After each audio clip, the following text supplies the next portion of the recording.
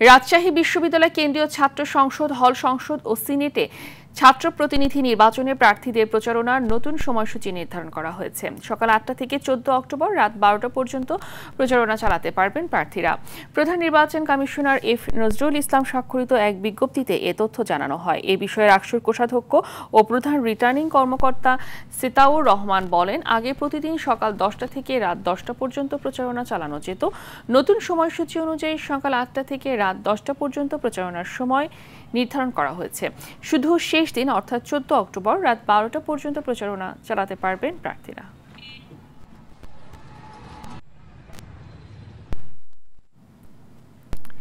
এই বিষয়ে আরো জানাতে রাজশাহী বিশ্ববিদ্যালয় থেকে সরাসরি যুক্ত হচ্ছেন সহকর্মী মুস্তাফিজ। নির্বাচনের নতুন সময়সূচি নিয়ে প্রার্থীরা কোনো মন্তব্য দিয়েছেন কিনা?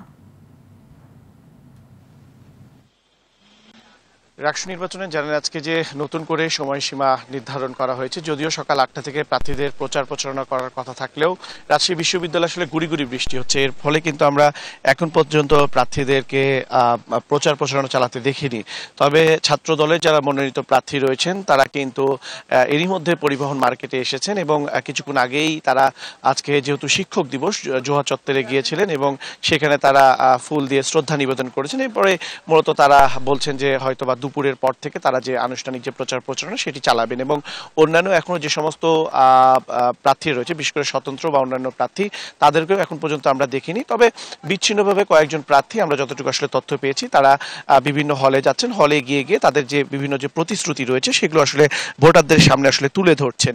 তবে আপনি জানেন যে এই রাষ্ট্র নির্বাচন নিয়ে কিন্তু আসলে নানান সংকটময় সময় ছিল, কারণ আপনি জানেন যে গত 18ই সেপ্টেম্বর বিশ্ববিদ্যালয় প্রশাসন পোষ্য কোটা ইস্যুতে কিন্তু এটি নিয়ে কিন্তু উত্তপ্ত হয়। পরবর্তীতে শিক্ষার্থীরা তারা আন্দোলনের নামে এবং আপনি জানেন যে নতুন করে আসলে যে 16ই অক্টোবর নির্বাচনের যে তারিখ সেটি নির্ধারণ করা হয়েছে এবং আমরা শিক্ষার্থীদের এবং আসলে যারা প্রার্থী রয়েছেন তাদের সাথে কথা বলছি, তারা বলছেন যে রাষ্ট্র নির্বাচন সঠিক সময় হবে এবং তারা সেটি আশাবাদ ব্যক্ত করেছেন। তো এই ছিল আমার কাছে রাজশাহী বিশ্ববিদ্যালয় থেকে সর্বশেষ। ধন্যবাদ আপনাকে।